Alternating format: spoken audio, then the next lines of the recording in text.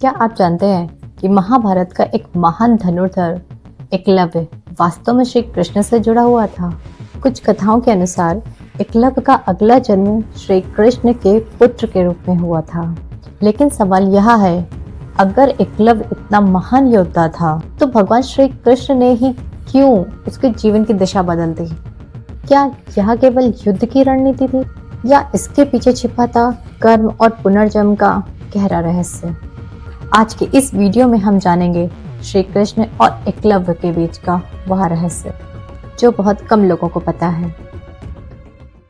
राधे राधे, आप देख रहे हैं closer to Krishna with Nikita. यहाँ हम भगवान श्री कृष्ण की लीलाओं, भगवद गीता के ज्ञान और पौराणिक रहस्यों को सिंपल लैंग्वेज में समझाने की कोशिश करते हैं। अगर आप भी कृष्ण भक्ति और धार्मिक कथाएं पसंद करते हैं तो चैनल को सब्सक्राइब जरूर करें और वीडियो को लाइक करें। महाभारत के आदि पर्व में एकलव्य का वर्णन मिलता है। एकलव्य निषाद राज हिरण्यधनु का पुत्र था।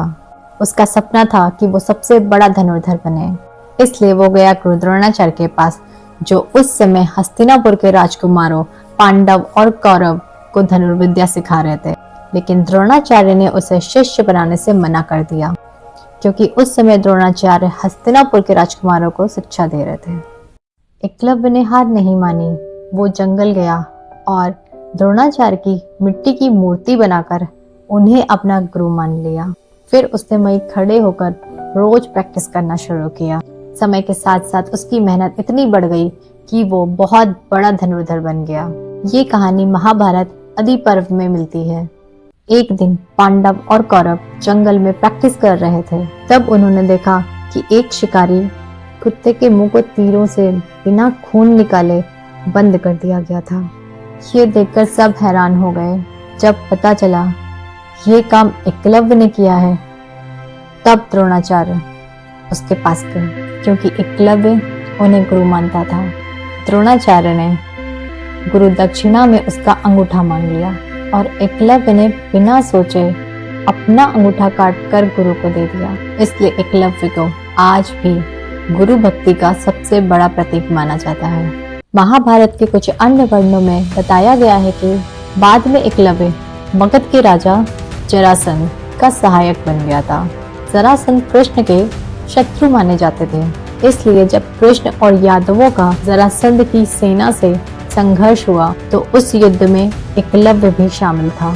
कुछ पौराणिक और लोक कथाओं में कहा जाता है कि उसी युद्ध में भगवान श्री कृष्ण ने एकलव्य को मार दिया था। ये बात महाभारत या भागवत पुराण में सीधे रूप से नहीं मिलती, लेकिन कुछ लोक परंपराओं और पौराणिक व्याख्याओं में कहा जाता है कि गुरु भक्ति और वीरता से भगवान कृष्ण प्रसन्न थे, इसीलिए उसे अगले जन्म में श्री कृष्ण के वंश में जन्म लेने का वरदान मिला। कुछ कथाओं में उसे कृष्ण के पुत्रों में से एक के पुत्र में भी जोड़ा जाता है, लेकिन इस बात पर ग्रंथों में अलग अलग मत मिलते हैं, इसलिए इसे लोक कथाओं का हिस्सा माना जाता है। एकलव्य की कहानी हमें 3 बड़े संदेश देती है। मेहनत और लगन से कोई भी कला सीखी जा सकती है। गुरु के प्रति समर्पण और श्रद्धा का महत्व, और सबसे बड़ा संदेश कर्म और धर्म का संतुलन। महाभारत हमें सिखाता है कि कभी कभी धर्म और राजनीतिक के फैसले समझना आसान नहीं होता। तो दोस्तों, एकलव्य की कहानी सिर्फ एक योद्धा की कहानी नहीं है, ये कहानी है त्याग, समर्पण और कर्म के फल की। महाभारत की कथाएं हमें बताती हैं कि हर व्यक्ति का कर्म उसके भविष्य को प्रभावित करता है। लेकिन सवाल ये है, अगर सब कुछ कर्म से ही तय होता है तो फिर भगवान की लीला क्या है? सच तो ये है, हम कर्म करते हैं, लेकिन उसका फल हमें कब, कैसे और किस रूप में मिलेगा, ये हमारे हाथ में नहीं है। इसलिए कहा जाता है, भगवान की लीला को समझना मनुष्य की बुद्धि से हमेशा परे होता है।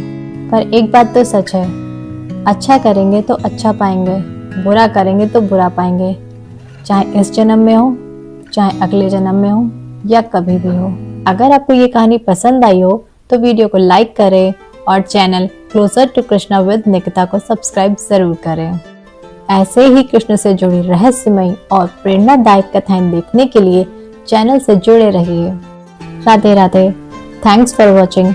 मिलते हैं अगले रहस्य में। इस वीडियो में बताई गई जानकारी पुराणों, महाभारत की कथाओं और लोक मान्यताओं पर आधारित है। इसका उद्देश्य किसी की धार्मिक भावनाओं को ठेस पहुंचाना नहीं, बल्कि आध्यात्मिक ज्ञान और पौराणिक कथाओं को साझा करना है। कुछ कथाएं अलग अलग ग्रंथों में भिन्न रूप में भी मिलती हैं।